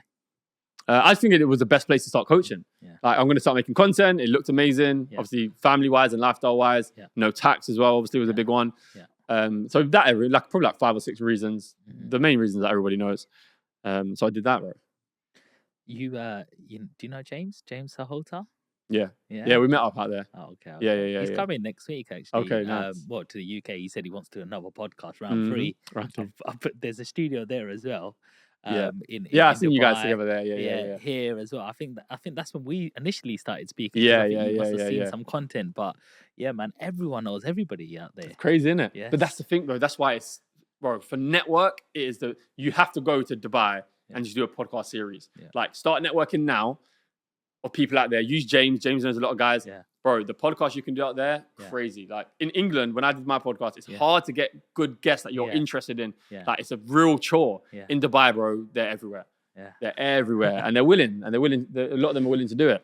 And they're willing to collaborate. And they just want to make content. They're all content creators. Yeah. They're all sharing what they know. Yes. So it's like, I was going to restart my one, and I did first 2 episodes, and the 2 that I got were like amazing episodes, bro, that I couldn't really even get that level in the UK. Yeah. So Dubai is where it's at, bro, for sure. Where do you see Dubai going now you're living there? How long have you been living there now? 9 months, but I don't think I'm going back yet for now. Okay. We came back initially because my missus started struggling a little bit with homesickness. Like, she missed her family a lot. Okay. She's very family orientated. Right. She wasn't as busy as I was out there. I was Okay. continuously on the go. So she didn't have the life there that I had. So she struggled a little bit. So we came back. Right. So we'll see where it goes from here. Okay. Would you invest in Dubai? Yeah, I would, yeah. I'd have to understand it more. I haven't looked into it at all. Yeah. Do everything- you need money to be in Dubai? Fucking, it helps. Yeah, it helps. I do look at certain things and how much it costs to do certain things and wonder, like, fucking, how are people surviving here? Like, it does get expensive. But I think it just depends on what your lifestyle is. You can live cheap there. Like, you can, for sure. It just depends on how things are. Like, what your job is. A lot of jobs pay for, like, your health insurance. Some of them even pay for your accommodation. So once you kind of got that, then you could be all right. But just, like, food is, like, more expensive. But then does it outweigh it through tax? Probably. So you probably might even be better. Where do you see Dubai going? I don't know, man. I don't know enough about it. I mean, I can only see more people going there. Yeah. The more the UK kind of looks starting to get more crazy, and the more sirens you hit, the more people with money are going to look to go there. And what's the biggest difference you've seen in the UK? Have you noticed a difference? No, but that's the bad thing. I don't see it progressing. When I got back, like when I spent time, so I came back. I had a funeral in the UK in what area was it? In Seven Sisters. And when I went there, bro, I was just on edge. Just like, everybody just looks like a threat. Like, at any moment, bro, like, this guy could just go crazy. That's how I felt. But maybe it's a contrast from going from Dubai, where I'm very relaxed, going back to the UK, and just I don't know, just seeing poverty, bro. Just looks very poor. It looks like everyone's struggling. And when you're in that struggle mindset, like, you're capable of doing anything to a degree, I guess. So I do feel uneasy while I'm here. Mm-hmm. And then when I came back, with the riots started going off. So I was like, nah. Bloody hell. I was like, so, like, what are we doing here? Can we go back? So, yeah, it was crazy. So what are you doing now? What's your main thing now? So obviously I got the property, but my main thing is coaching now. I want to just take that as big as I possibly can, work with as many people as I possibly can, impact as many people as I possibly can. So it's just coaching, mainly entrepreneurs. I coach anyone who wants to self-develop, anyone that's struggling with, like, self-sabotage. They can't get themselves to perform, or they're struggling with a lot of self-doubt, all the things that I had to overcome throughout my career. That's what I help people do, to just get their life back and create the life that they want by removing themselves out of their own way and really start getting aligned to all the things that they want to do to create the outcomes that they want. what really inspires you? Inspires me. Other people that I see that are really pushing, that are really impacting people. So, like, when I seen Samuel Lees and what he was doing, that inspired me. When I see other people just, like, living for other people and coaching for other people and pushing boundaries, like, I love that. So anyone that I see on social media, I just follow, like, a bunch of, like, inspirational people on Insta that not just speaking inspiration, but I can see them living it as well. Like, they're actually about it. Like, I love that. What motivates you? I wouldn't say motivation. I say I'm very driven. Like, I just have this innate thing inside me that just always doesn't allow me to ever be comfortable. So I just, something within me, bro. I don't know if just fucking God put it in me, because he expects so much of me, but I just have a drive that just don't allow me to just stop or be average or want to do anything that is remotely average. So I always have, every day I wake up with, like, a desire, like, I need to get up, I need to do something, I need to do this, I need to push, I need to take this risk, I need to be courageous, I need to help this person. So it's just driven, bro. I've had that from a very young age. Mm-hmm. Yeah, so how do you keep motivated?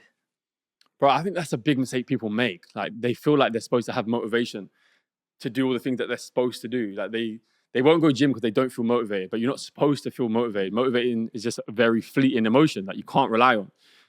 It's always fun when you have it, and it's nice because it makes you get up, but you can't rely on it, or your action can't end where motivation ends. Like if you don't have the motivation, that doesn't mean that your action now stops.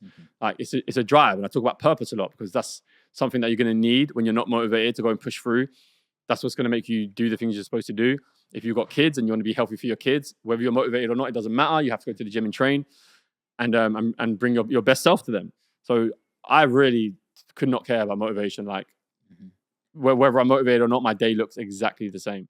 So if somebody's watching this and said, look, I wish I could do all of that, what you're saying, but that requires a lot of discipline. How do I keep myself disciplined? Where does that discipline come from? And how this is also a myth because everybody's disciplined. Every single person. No one lacks discipline. Like it's impossible to even do that because we all have to do things every day.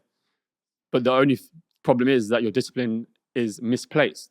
So if I said to you, I want you to stay at home every day, watch Netflix every day, eat shit every day, gossip every day, be on social media scrolling every day, you would be so disciplined to do that. Like, it'd be very easy for you. You do that every day, no doubt, you wouldn't miss a day. So you're disciplined, but you're just disciplined in the wrong areas. So when I talk to people about mindset, I get people to understand that there's two forms of us, and I had to learn this through my football career. When I was like, why am I playing so shit here, but then this day I play amazing here? And there's two forms of us, and there's our lower self and there's our higher self. Our lower self is the self-sabotaging self, where it doesn't do anything that's aligned to what we want and where we want to go.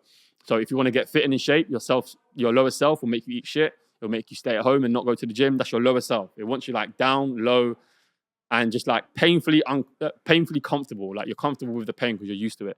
Then you have your higher self. The only way to beat your lower self is through the law of polarity. If there's a lower self, that means there's a higher self. And when you're operating as your higher self, when you feel amazing, where like your self-doubt is no longer there, you believe you can achieve everything.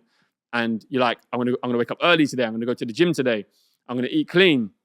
I'm gonna like do my posts on social media. Like you do everything that's aligned to creating your outcome. That's the higher self. And when you operate as that as much as you do, and you're in a high frequency, then you get drawn to do the positive stuff, the positive habits rather than the lower habits.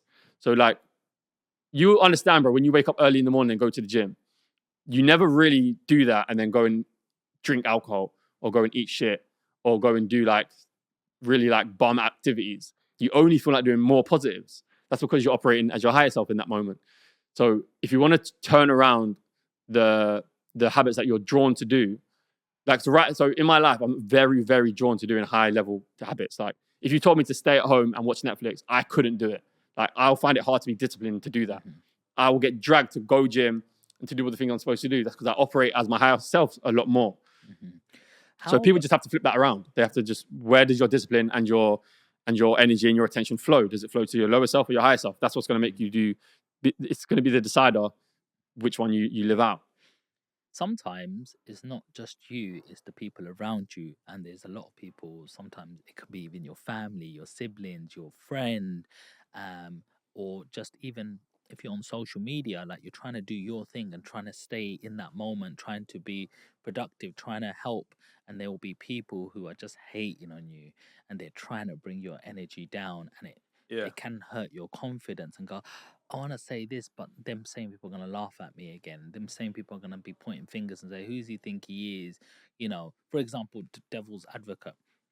Who are you? Like, you're just a football player. Get this all the time, bro. All of this, like, yeah, I could imagine it. Yeah. You know, how do you deal with that?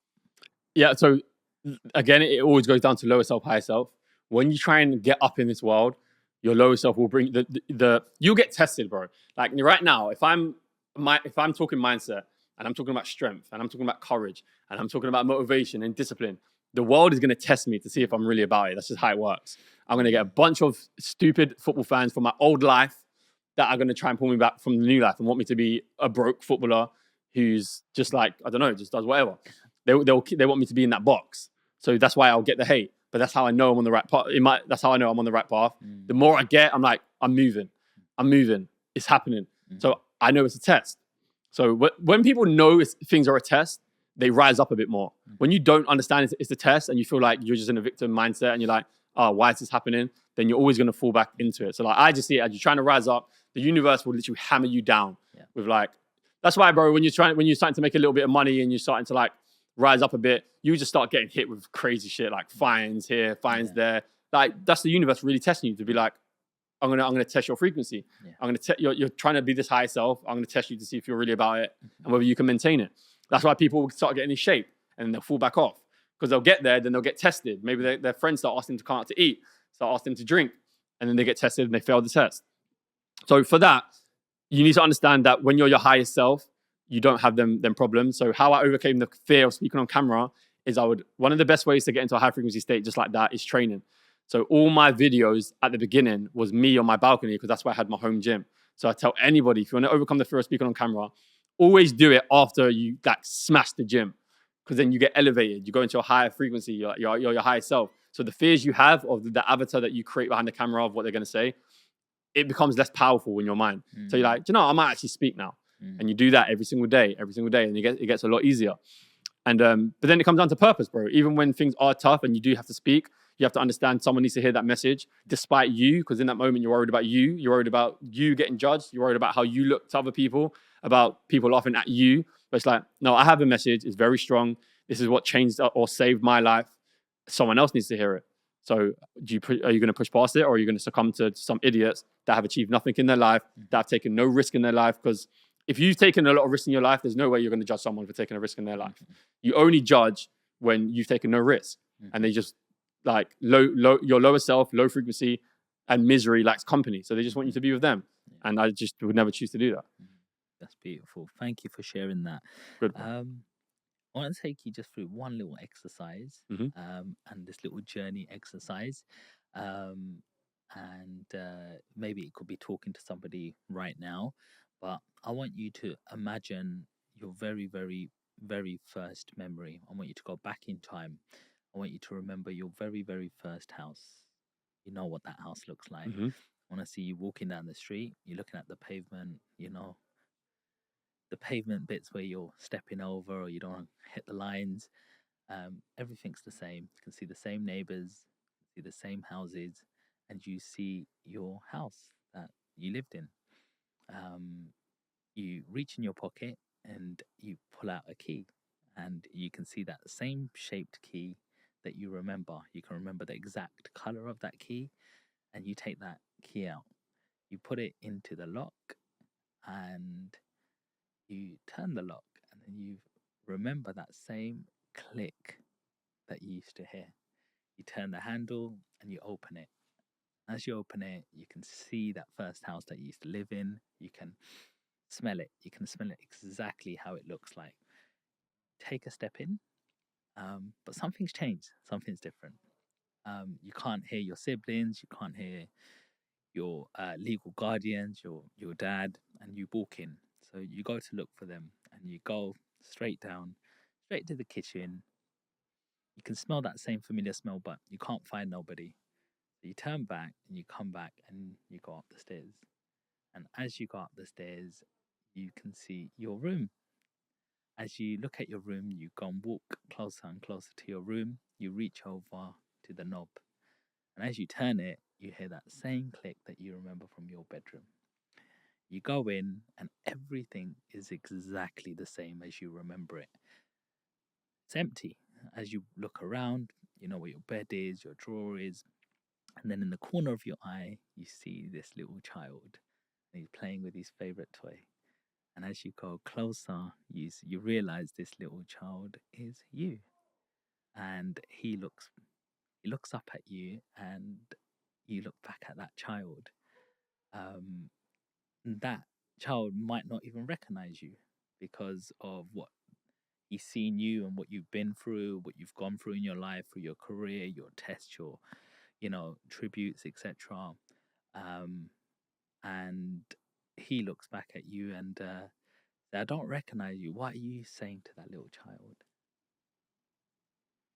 child? It's always hard, bro. Like I love that, and it actually brought up like a lot of emotion and memories as we did that.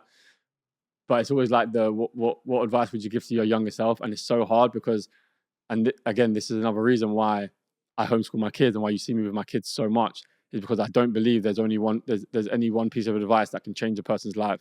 it's like continuously coaching. It's continuously being course corrected. So it's very hard. Like if I wanted to impact someone, I would love to, they need to just be in my life so I can, because there's so many bits of advice that won't make sense in certain areas, and you have to really coach a person through different perceptions. But I would really say, and then you have to say it in a way that that kid would understand it. Like if I just sat here talking about lower self, higher self, he's not going to understand what it is that he's going to say. But I'd probably try and say something that he would probably remember that I said that only would make sense to him when he got older, when he was 20. Like he was just passing by at the time. I don't know. I can't answer that, That little kid's got so many dreams, got so many aspirations, wants to do so much. It would be a. Do you know why? I feel like I wouldn't say anything? Because I feel like, because if it's me, then whatever that kid wants, he's going to do regardless of what anyone says to him. Whether he gets hate, whether his other family members say he can't do it, whether his teachers say that only 0.0% people make it as a footballer, that kid won't stop. So maybe I would just reinforce the fact that I would probably say something that you're unstoppable, don't ever stop. When things get hard, don't doubt yourself. Your ability to overcome things is undefeated. I would say that. So in hard times, I remember that guy said that to me. Something like that, something to keep him strong. Something, not that he even needs it, because I know he just ain't going to stop. But it's just a nice reinforcer. So it would be a form of reinforcing. Do you think you've put that little kid through anything that he shouldn't have gone through? No. I think I've gone through everything I'm supposed to. I think I'm going to go through more. I think I'm going to, as I'm being called to do more things, as I prove to God how strong I am, I think I'm going to be used as, this is my belief, I'm going to be used for something a lot more stronger when I get older. Like, as I keep progressing, there's going to be some war that I'm going to have to fight to some degree. Like, this is going to be like a lot bigger, because I'm always going to say yes to it. So see how that goes. Maybe that's just a figment of my imagination, or it's going to come true. I'm not sure. Yeah. Kevin, thank you so much for coming on the podcast. Appreciate it, bro. I value your time, your expertise, your experiences, and I'm sure the audience at home has really, really enjoyed this podcast. If you wouldn't mind just looking straight into your camera and let people know how they follow you and some of the things that you're up to. Yeah, guys, you can follow me on Insta. I basically live on Insta. I'm there all the time. I post a lot on what I do every single day, my daily habits, my thoughts on a lot of topics, my mindset, and I teach a lot of people how to overcome self-sabotage, how to be the best version of themselves. When we're talking about lower self, higher self, I try and get as many people to create their higher self as possible and live in alignment to that. So that's what all my content is about. So follow me on there, Kev Stewart 93, and thanks for watching. And there we go, guys. I hope you really enjoyed that episode. Don't forget to subscribe, leave Kevin a comment. I'll make sure he gets it, and share this with somebody who really needs it. But until next time, peace.